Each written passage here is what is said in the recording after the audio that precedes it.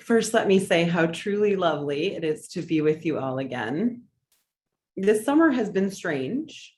You know this as well as I do. The hot vax summer that was predicted sort of happened, maybe in part.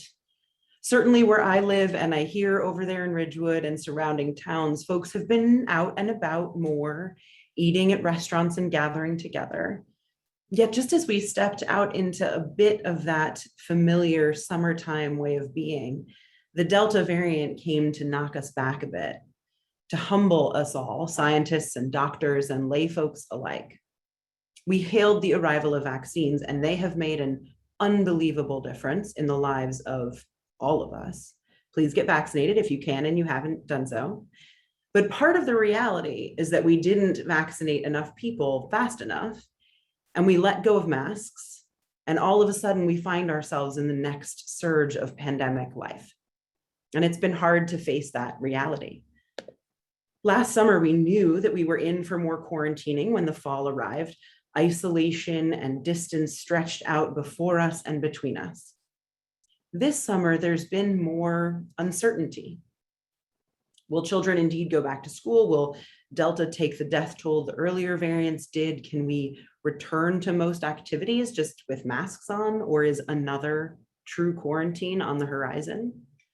The confusion and changing messages and uncertainty are draining. Many of us are grabbing at fun and summertime joy, and yet underneath, there's that creeping sense of anxiety. As a result, in spite of summertime off, many of us are still exhausted.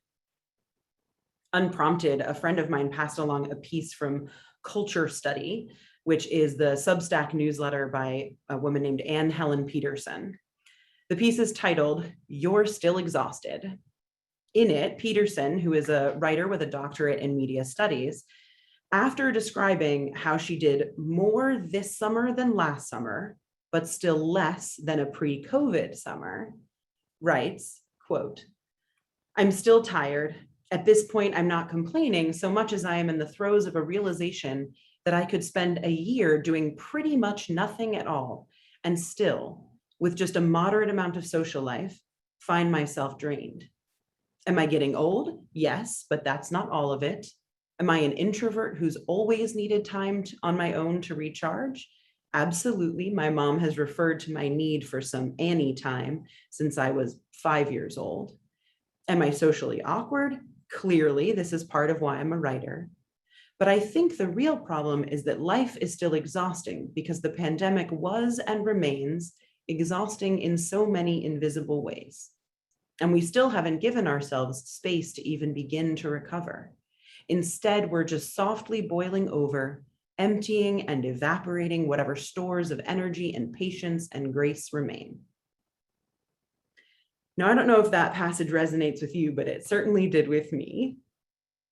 I'm so grateful for the time that I had away in study leave and vacation. It was good, helpful, healthy time with my family and friends, but it wasn't quite restful in the way of summers past. It didn't quite bring the renewal and rejuvenation that I was hoping for. And I'm not alone. I posted in one of my online colleague groups about this, and the response from UU ministers was overwhelming.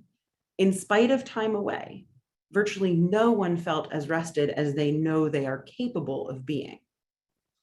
One responded, pointing me toward a piece by Jenny Smith, a pastor who blogs on a variety of subjects. In early July, Smith wrote, quote, "I'm hearing this refrain in every corner of my pastor world. Pastors are tired on a soul level.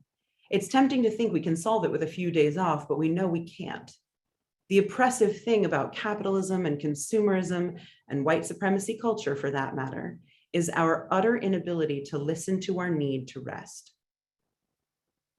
Smith goes on to catalog what she terms the marathon of the pandemic, closing the doors of our gathering spaces, learning new technology, managing frustrations, grief over the massive death toll, sadness over lost time and experiences, change in so many of the ways that we work, and much more. Smith speaks to the heart of what was so exhausting about 2020 and the first months of 2021. She captured in this blog post what so many of my colleagues shared with me about their own fatigue. And here's the important part.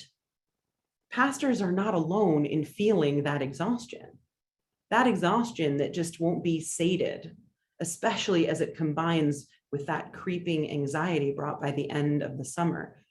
Pastors are not alone. Everyone is feeling it. Anne Helen Peterson describes it as not an unease, not a fear, but a real lingering fatigue, like second-day soreness after a hard workout that you just can't shake. And she says we're feeling this because for the vast majority of people, she writes, the pandemic year plus was not rest. It was not quiet. For families, it did not provide opportunity for solitude or contemplation. It was unsatisfying sameness, she says. So familiar, we forgot to try and even name it. But it was isolated, extended, slow motion trauma. And now, as Jenny Smith notes, in spite of that exhaustion that we haven't managed to overcome, and in spite of that soul weariness, we now have to go ahead and run a second marathon because the pandemic hasn't ended as we hoped it would. Looming before us is another season of uncertainty, constant adaptation, and relentlessness. Both Peterson and Smith are recognizing that all of us who've lived through the last 18 months are tired, worn out, wanting something more, something else, some different way of living. Both of them are recognizing what in part is described in Amelia and Emily Nagoski's book, Burnout, The Secret to Unlocking the Stress Cycle. We're going to play a very short clip for you of the Nagoski twins talking about their work with Brene Brown on her podcast, Unlocking Us. So just give a listen.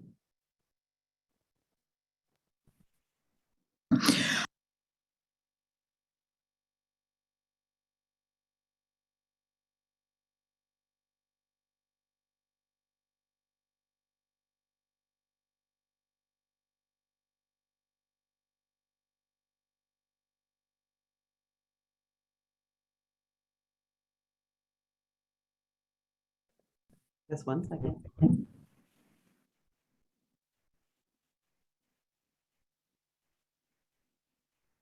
Oh, hell yes. Because not only, let's start with Herbert Freudenberger.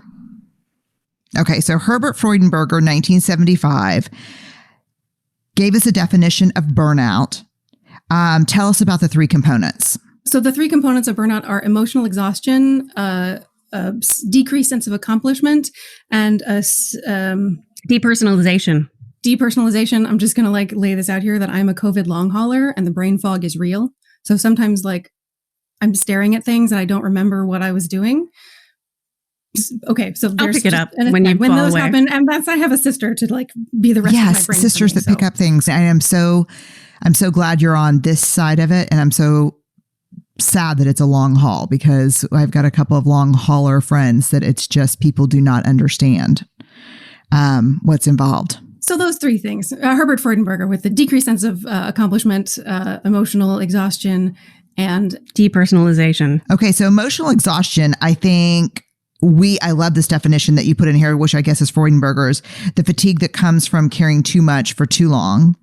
Depersonalization, the depletion of empathy, caring, and compassion. And then decreased sense of accomplishment, the unconquerable sense of futility, feeling that nothing you do makes any difference.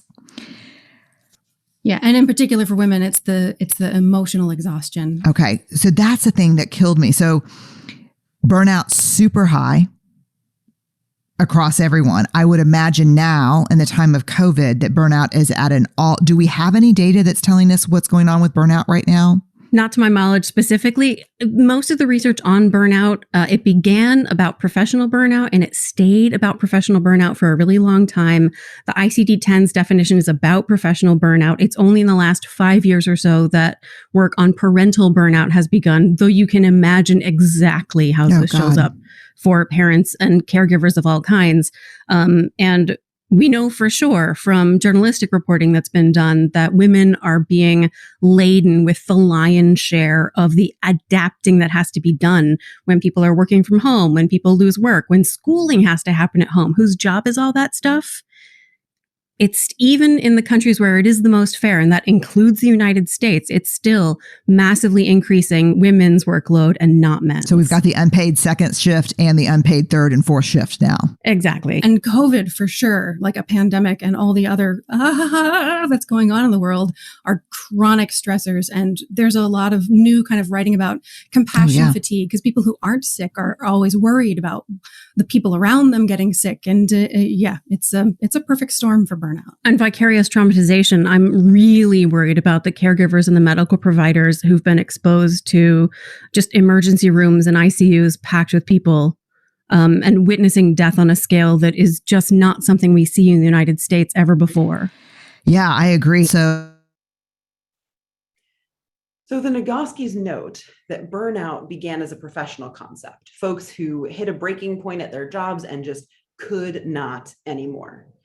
But they also note that over the last decade or so, researchers have begun to understand that burnout can come for parents, caregivers, anyone really who experiences those three markers they pull from the work of Herbert Freudenberger. And I'm going to repeat those markers, and I'd love for you to listen carefully and think about which of these, if any, apply to you. Emotional exhaustion, the fatigue that comes from caring too much for too long. Depersonalization, the depletion of empathy, caring, and compassion. And decreased sense of accomplishment, an unconquerable sense of futility, feeling that nothing you do makes any difference. If we consider the state of our world over the last 18 months and the state of our country for a few years before that, we have what the Nagoskis refer to as the perfect storm for mass burnout. For 18 months and more, we've worried about each other, given of ourselves to the point of having nothing left to give, and faced real questions about our ability to overcome. Questions that continue as we read the report from the Intergovernmental Panel on Climate Change. Perhaps not right this moment, sitting here together, but I suspect each of us has felt at least one of those symptoms of burnout in recent months. And so whatever we want to call it, burnout, fatigue, overwhelm, being overburdened, it's very real. And I think that Smith is right when she says that in part it exists because many of us don't really quite know how to rest. We've created a notion of self-care, and we often chastise each other about not doing enough of it or doing it well enough. The Nagoski's work, which everyone should read, declares that the culture around self-care has really just become one more sort of product consumerist thing, one more goal, one more should in our world of shoulds. And that in fact, what we've done wrong, the Nagoskis say, is to act as if we can manage our emotions and feelings and stress by managing the world around us, rather than by feeling our emotions and allowing others to feel theirs. So what they say is our culture asks us, and we ask each other, to fix the situations in which the feelings arose, and then to act as if that fixing resolves everything. If we remove the stressor or the circumstance or the hardship, then we squash down the emotions and feelings of stress. But that doesn't actually resolve the feelings. The Nagoskis argue that feelings are like a tunnel. It's the analogy they use. You can't just bust out halfway through because you've changed the external force that directed you into the tunnel. There's no way to get out but to go through. We have to feel, name, and process the actual things we are feeling. And we aren't so good at that in our culture. We prefer to focus on goals, objects, things over which we have control or an illusion of control. We prefer to shift the reality around us and deny the feelings brought about by that reality. We prefer, as Heschel noted back in the early 1950s, to focus on the thinginess of life, the space and objects, and then to expect or desire that time and feelings will fall in line behind our management of things. But our emotions and time will not be controlled by our willful command of space and circumstance. Instead, we have to face our emotions and we must face the reality of time. We find it so hard. We want timelines for grief and sorrow and even for celebration. Just get over it, move past it, that's done now. Hot vac summer will make everything all right, somehow erasing the past year of pain and worry and sorrow. Of course, we also now know the pandemic isn't over and there are still external forces pressing on us. And that's actually the truth embedded in Heschel's work. While the pandemic is a perfect storm and has perhaps widened the spread of burnout and fatigue, the truth is that there will always be forces that can direct us into the tunnels of emotion and stress. And the cultural tendencies that make it hard for us to move through the tunnel are nothing new. Our inability to give full breath to our emotions and to face time and the eternal and the finite is long-standing. Jenny Smith says it is in part because our world doesn't know how to stop. She recognizes the forces of white supremacy culture that focuses on productivity, consumerist culture that focuses on getting exactly what I want when I want it, and capitalism, which focuses on using our bodies to create for the purpose of generating more wealth. It's not the first time I've said it, and it won't be the last. There are elements of our American culture that are killing us all. Elements that thrive on oppression, on human as producer of goods, or even human as product, that thrive on our utility and not our wholeness. These forces are easier or harder to detect depending on the lives we lead. Those of us with privilege have the illusion of greater control and feel less directly the impact of these soul-stealing cultural norms. But all of us pay a price for them. And I suspect that many of us are feeling that more keenly in this pandemic time than perhaps we have in other times. Our illusions of control are broken. We can't control the world around us, the people around us, or the confrontation with mortality and the truth of time. In the spring of 2020, I remember saying to you all that I hoped we didn't go back to the way things were because that way was broken. And when the summer of 2021 came, so many of us were so excited about having normal things again, going back to life as we knew it. And even as I enjoyed traveling and visiting with friends again, I also found myself worried about what it meant that we were so eager to return to the way things were. Apparently, I needn't have worried because a true return to our old ways is proving impossible at the moment. And in spite of being as mad as hell, I suppose some small part of me is also glad that we can't get back some of that old way. It gives us more time to figure out how we want to be different. It gives us time to talk with one another about the changes we can still make in how we live our lives and what we allow our existence to be devoted to. Because I continue to believe that we have to fundamentally rethink how we view each other's value, each other's wholeness. We have to fundamentally rethink how we live and work and rest. We have to resist the oppressive requirements of our capitalist and consumerist and prejudiced culture if we are ever going to create a world in which true rest is possible for all of us. It's a tall ask, the reshaping of American culture to one oriented less around productivity and more around personhood, less around money and more around care, less around space and more around time. We're not likely to accomplish that quickly. And in fact, longing for it to come about fast may well induce that decreased sense of accomplishment that's part of burnout. But there are things we can do, steps we can take in order to bring ourselves and our world into better alignment with our values, and ways that we can begin to demand space for our wholeness and humanity. Every one of our sources from today helps to encourage us in that alignment. There is hope.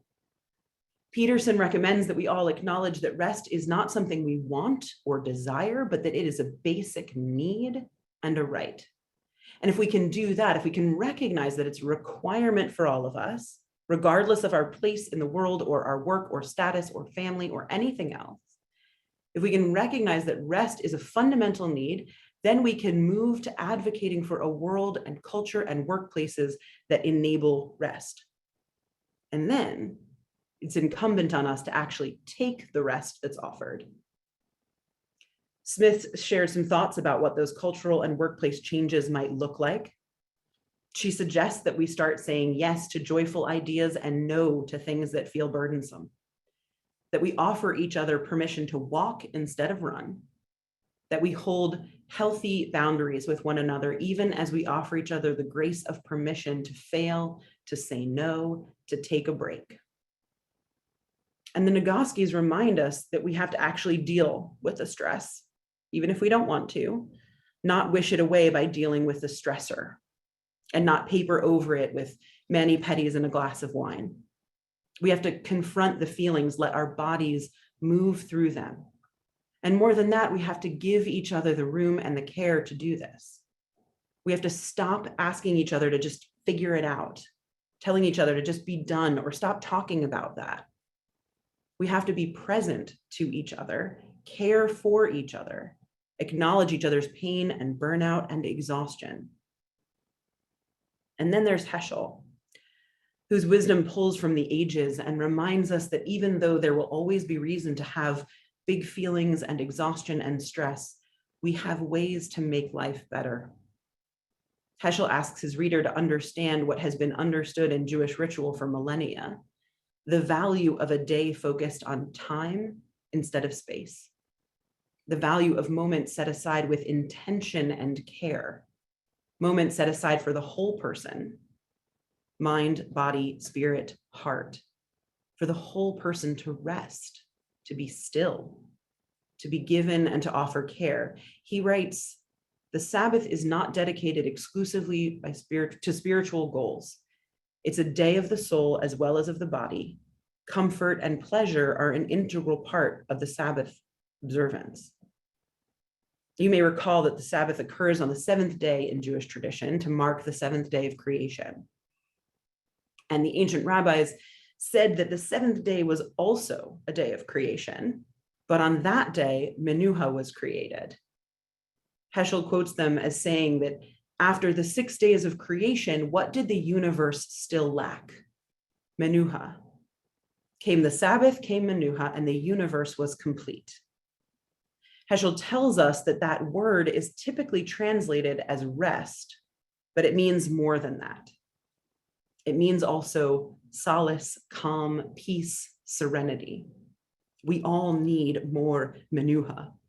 And it will come not from raging against the world around us, not from willing our control over space, not from denying our feelings, not from marching forward without rest or relaxation. It will come from intentionally, carefully, collectively, walking slowly through the tunnel of feelings, each at our own pace.